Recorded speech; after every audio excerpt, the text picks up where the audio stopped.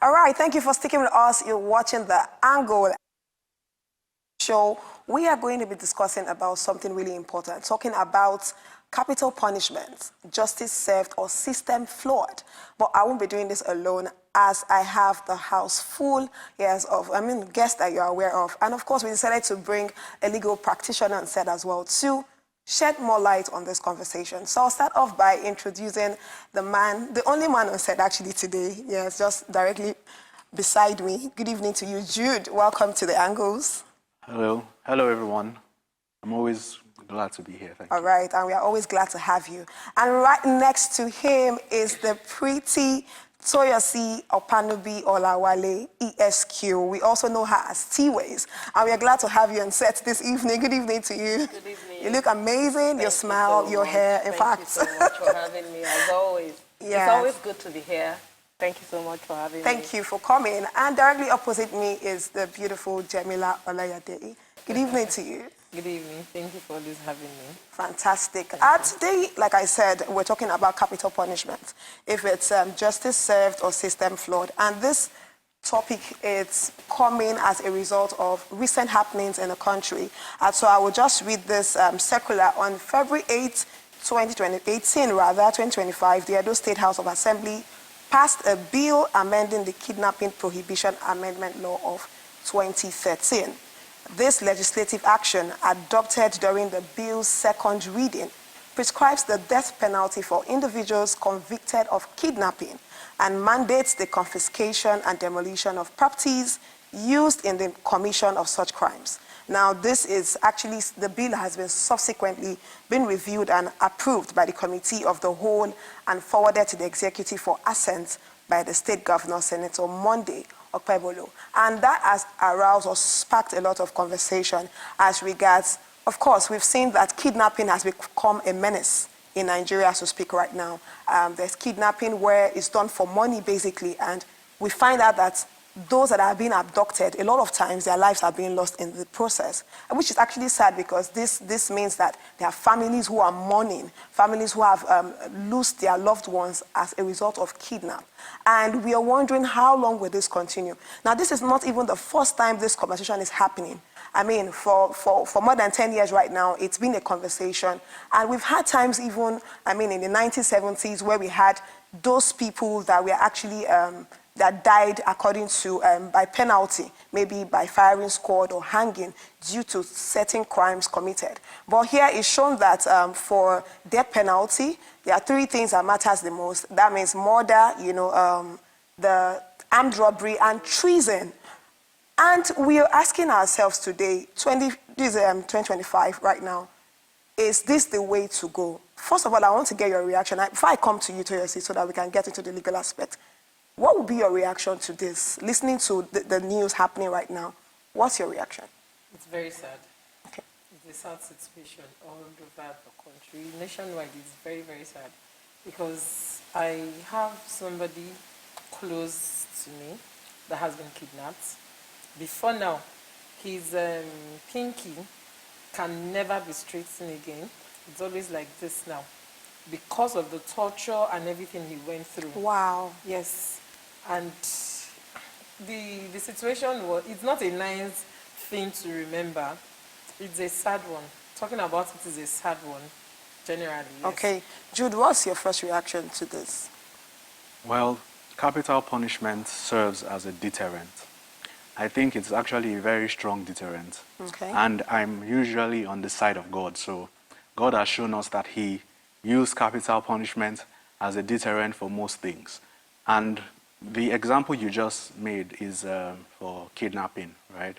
So in Exodus 21, verse 16, it says, whoever stealeth a man and selleth him, or the man is found in his hand, he shall be put to death. That was God's law against kidnapping. So, as a strong deterrent, I'm very much in support of So for you, capital punishment is justice served? Yes, it is. Okay, so there is the other conversation. Is it justice served or system flawed? Because a lot of people are asking questions. When we talk about capital punishment for kidnap, for example, What about others that do certain things? I mean, you commit crimes that are against humanity, and then they walk away, they walk freely, and all that. But let me come to you, Toyosi. If the governor of Edo State, Governor Pebolo, now signs this into law, what do you think it would portend for not just Edo State as a whole, but the country, Nigeria?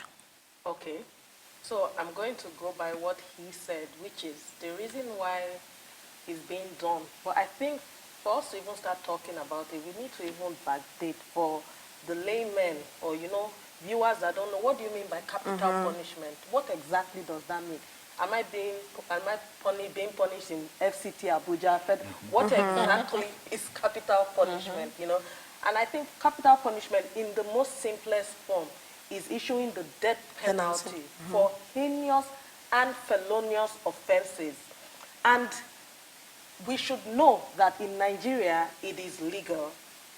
Whether or not it is executed, if the execution is rare or but it is legal. And according to Section 33 of the 1999 Constitution, and Section 319 of the Criminal Code laws of Nigeria, it is, and the offenses that capital punishment involve is murder. What's it called? Armed robbery. Armed robbery, treason, militia, that's coup d'etat, militia. And one of the reasons, or the main reason, because today is really about talking about the pros and cons of this capital punishment. And he said something, based on what you said, you are for capital punishment, right? A deterrent. That is why he did that. But it now begs the question, if capital punishment was a deterrent, it even started, you'll be amazed that it started in 1966, in the time of General Sani Abacha. If this thing has been a deterrent since that time, how come in fact, crime and criminal activities has skyrocketed with so much audacity and alacrity. But yet they know that, if I go and commit armed robbery, I'm going to be, And I want to also say something, that the form of execution of capital punishment in Nigeria is now by hanging. Rarely do they ever say death. As a lawyer, having witnessed a few people be given capital punishment, and they say, may the Lord have mercy. You are hereby sentenced to death for the crime of this, and you are hereby sentenced to death by hanging, and may the Lord have mercy on your soul. There are arguments that, first of all, the moral and the ethical arguments are, you did not bring life to this world. How can you take, who gives you the right, because you're a judge, to take life? But let's see it as this. This topic is so sensitive because we may have viewers there that have experienced. I had a very good friend of mine. His wife was heavily pregnant and he was robbed. They broke his teeth. They did not care. They did not care about the wife at that moment. Now imagine, God forbid, the worst had happened. Are you going to be, when you sit down, what is his justice? Okay, so I like the foundation you've laid for this conversation. And you did mention something that I wanted to highlight. The fact that this has been legal for a very long time. Yes. But now you asked a very salient question, which is, if that be the case, how come criminal activities has skyrocketed? And I think it's also because, although it was legal, there is also a part where it wasn't practiced upon. Yes, the execution is very rare. So do you think that is the reason why there is a high level of criminal activity still happening in the country? If there was an active death penalty being carried out all these years, do you think the criminal activities happening in this country would have, to an extent, be curbed? So I think that our legal system, despite the fact that it is there, and they use it, I was saying something just after doing in-depth study about this thing. No more than in 2006, that was one of the last times they did it, and then it was executed. Now many people are on death row today in the prisons, but the execution of it in 2013, 4 armed robbers were executed. Then after that, in 2016, and we've not heard any apart from the banker, we all know that infamous case of the banker that killed, the man that killed his wife as a banker and jumped through the thing, that he was sentenced to death by hanging. But till today, his execution has not been done. Wow. However, the challenge is, I also know that the judicial system, the justice system, they try to avoid it as much as possible. But there is a downside to that, because how do you deal with overcrowding in the prison cells? How do you deal with that? Because people would argue that the death penalty, executing it is much more cost-effective than putting a prisoner in this thing. But now, the other side of it is, in the event that somebody is innocent, it's not reversible. Once done, it's done. In the event that somebody is innocent and, you know, the evidence was stacked against him, yet he's innocent, because that happens. What happens in that case? What happens in that case? Now, Jamila, I was going to ask you, because Jude says that, of course, it serves as a deterrent. Now, there's also the part of the right to live. Yes. Freedom to live.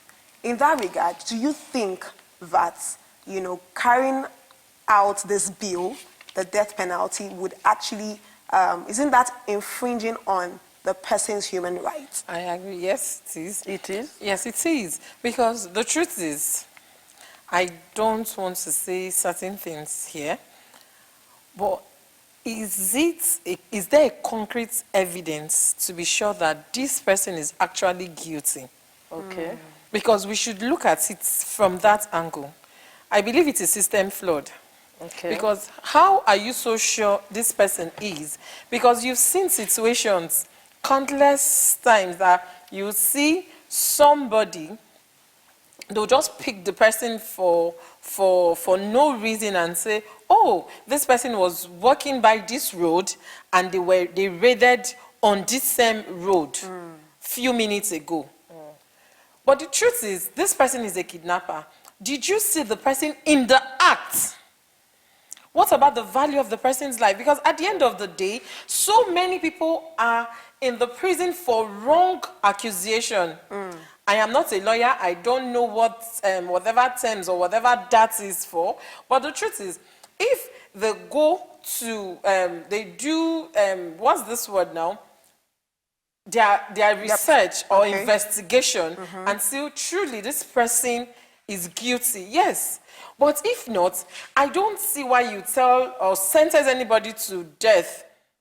Like she has said, if we see situations like that, so many people they've sentenced to death, some they died, some they are still there. Okay, if we are talking about whatever, there is a popular case then, you said one popular case, the case of Clifford Orji.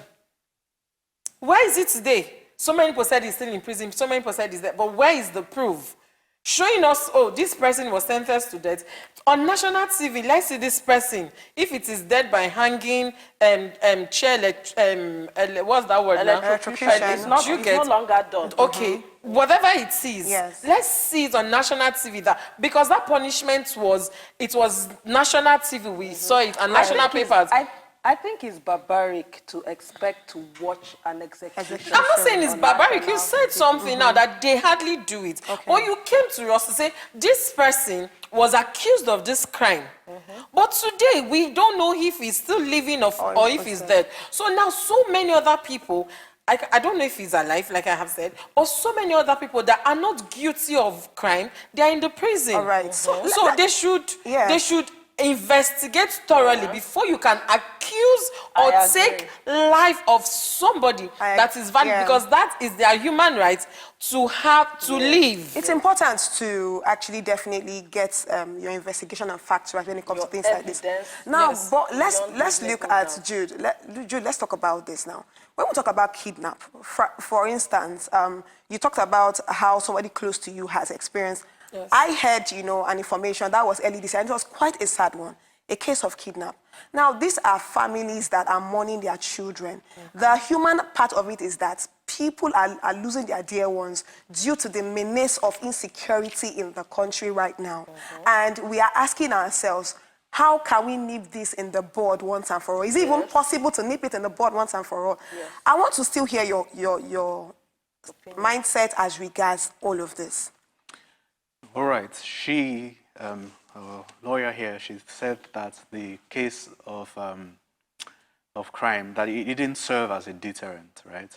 But she also answered it and also said that it was not, I mean, it's not execution. So the thing about deterrence is that it's just like everything that happens in Nigeria at the moment. We are just so quick to make laws, and our problem basically is always implementation and execution. Yes. Enforce those laws so that, you know, I digress, because the thing that irks me the most is that in our country, even traffic offenses, the people that are designated to uphold the law are the ones that are usually first to break it. Yes. Why? Because they find a way to navigate through the system, and it doesn't hold any of them accountable, right? Yes. Just like the new case of this governor that just got off on bail for something, you know, very simple, and they plan to execute somebody that stole a chicken. Right? It's just, I mean, I know that it might be countered, but what I'm saying is that why I'm for it is because human beings are, they said the heart of man is desperately wicked. And how can you stop someone's heart that is desperately wicked? He has to have consequence for his action. The reason why there is consequence is because God himself, who created us, understands that he was the one that said the heart of man is wicked. So he now, being the judge of all, has said death for so crimes is necessary, so that the fear of committing those crimes will come upon the land, and those kind of crimes will release. So I believe that.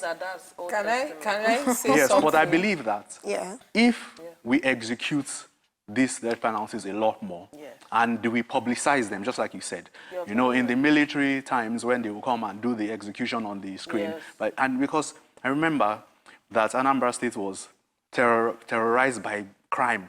When the particular governor that decided to take it, and, you know, and he came, and those were the times for the Bakassi boys and stuff like that. So he went for them, destroyed all their properties, murdered, he executed the laws, so it served as a deterrent. Now, Anambra State is safer. It's safer. Exactly. I want to even give you a quick example. I was in China few months ago for a month. China lives in capital punishment. Corruption, death. Stealing, death. Bribery, death. They don't have time to be doing, once you are found guilty, and they have see, it's a obviously communist country, and everything is controlled. But I watched how by 2 a.m., 3 a.m., 4 a.m., you could literally, in the 1 month I stayed there, there was no sense of fear or danger. You know, very industrialist country, but there was no fear of... And when I started talking with the Africans, you know, and other nations, they said if their own people who commit corruption or commit crimes or fraud are executed, meaning death, how much more a foreigner? He was telling me how many black people and foreigners and Nigerians have been executed. You just don't see them again. And today, the moment China hears, or maybe you're dealing with a vendor or an artisan, and he tries to cheat you, and the moment you say, I will report, you didn't say I will take you to court, or I will report this. The fear of just even them being reported is like the beginning of wisdom for them. It is because of the implementation thereof. So yes, implementation is very important. Can I say something? Yes, please go ahead. Nigeria is a growing country. You just said China, not in Nigeria. If you want to go by this, we know who are going to, the people that are going to suffer. Yes. The same thing Jude said. If we want to go by what Jude has said, we know the people that are going to suffer. Who are the people that are going to suffer? It is the poor masses. Why? Because in Nigeria, you can get away with anything. Let me give you an instance. Okay, let me use a very common one. They said this is the road, no one way. The people that set that rule, you see them applying the one way. Yeah. What do you do to them? There is nobody that will come and arrest them. That is a very common example. Let me give you another one. We've seen situations where you see people, there was something I read a few years ago. You see somebody came out accusing a very popular person in our country of maybe human trafficking and all of that. The news did not last 2 weeks on air. it didn't go viral at all. The way it came out like that, he died naturally. Then imagine a poor person with no name. A common man, not a poor person. A common man with no name. You see that news going on for as long as it can go on. Right. So, for whatever, for whatever it is, I feel what you said China. We know our leaders This is in also this in country. Dubai. Yes, these are very Jeez, well developed. we are still growing. How old is However, China? Okay, so However- I know that there would always humans will make excuses for certain things, right? And there are so many sides to this conversation. Exactly. From what I can hear you say, it is okay, capital punishment, yes, if the system is flawless, right? There is But no no, flawless if it's system. not flawless. All right, I would like to hear from you, our dear viewers. What's your take on this conversation? Is it okay for this bill to be passed? And if it's been passed, do you think that this would actually serve as a deterrent, or is just a waste of time because it's still going to be the same old, like they say?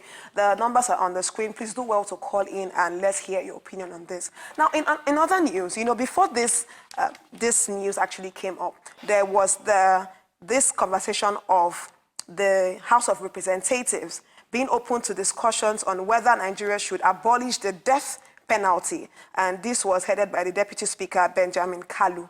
And he said over 130 countries have abolished the death penalty in law, while Nigeria's framework still allows capital punishment for crimes such as murder, armed robbery, and treason.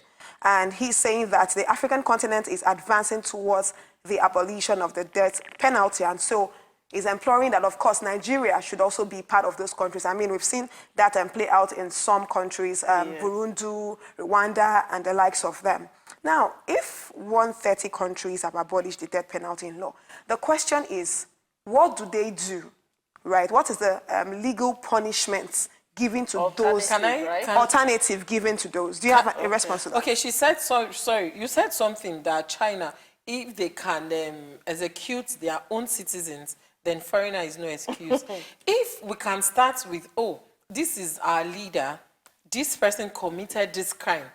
If I can punish somebody that is leading the country, then you without a name, I can do the same. Jude said something and he answered it himself. Because the truth is, if we're looking at this, we should start with the leaders.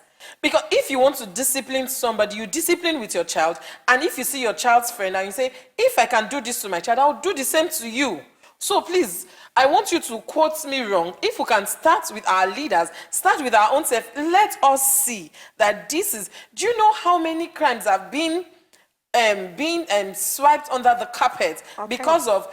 So, recently, okay, let me give you another common instance. Please, before you go ahead with your example, Toyose, I would like you to answer this question. You know, if 130 countries have actually abolished the death penalty, what do you think would be the best way if there are Nigerians that says, oh, no, let's not look at death penalty? What are alternative measures to actually curb crime? Okay.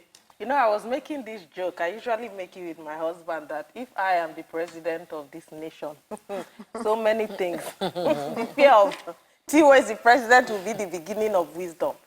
There are so many countries, like you said, that have abolished it, but there are still so many countries that are still doing this. Now, I'm going to give practical examples, and I will use, you know, the scriptures. You see the way Pharaoh used the Israelites to build Egypt. You see to the extent that Joseph saw the manual punishment and he tried to fight because they were hard labor, sentenced to hard labor. This is what I think. These people that you are wasting, use them for the development of your country. God bless you. Okay. Pardon my insensitivity or callousness with this statement I'm about to make, but complete slaves to the nation. God bless you. With whips. I mean Israelites. 2025. Yes. Yes. Is it not better? You ask. It's better than death. Is it not better than you being hung on your neck? Yes. At least you still get to eat. Don't forget, and a reminder for your heinous crime. So every day you're put there, you are reminded your heinous crime. I don't want to say rehabilitation because we do not do rehabilitation as it should be. in this. For rape victims, then we will talk about castration. If we can neuter dogs or neuter cats, Why can't we castrate? But you know, that one is another talk for another, it's like a whole new other talk, you know. But there are ways. You see how rape is on the rampant. If they are castrated and shown, be it female or male rape, as long as they are the rape, you know, rapists, not the victims. Female cut the breast off. You saw a child, you saw a young boy, and you decided to gather and rape him. Or you know, the genital mutilation. These are castration. I promise you, the fear that will run down the spine of every other, you know, it will be so to watch a fellow man being castrated for his offense of raping. I mean, it's a very sensitive. People think I'm... Yes. No, I agree. It's okay. I understand the point of view. Same with death penalty. So do you think, Jude, do you think that with this conversation, do you think that to a large extent, Nigerians, our leaders are actually playing? They've not gotten to do the homework. They've not really gotten a grip of the nation in terms of security. And do you think this would be a wake-up call for them? Jude? Okay. Yeah, I think it's not going to be a wake-up call for them. Because I think that they are the perpetrators of crime. God bless you. Because the thing is, the reason why they are playing is because they are the criminals. And they are the ones that fund the criminals. And they are the ones that use the criminals to do their bidding, right? This, you know, this country, as Nigeria, is, you know, there's something that Mr. Peter Obi always says. He says that it is a criminal organization that is being run by criminals. And we need to dismantle the, is a distance of criminality. So, and here's the thing, criminals will always support each other. That is why they don't call each other out. Yes. So when for example now the governor, the ex-governor of Kogi State, who was accused of stealing all these things, the reason why he's able to navigate through these things is because he has dirt on the other people.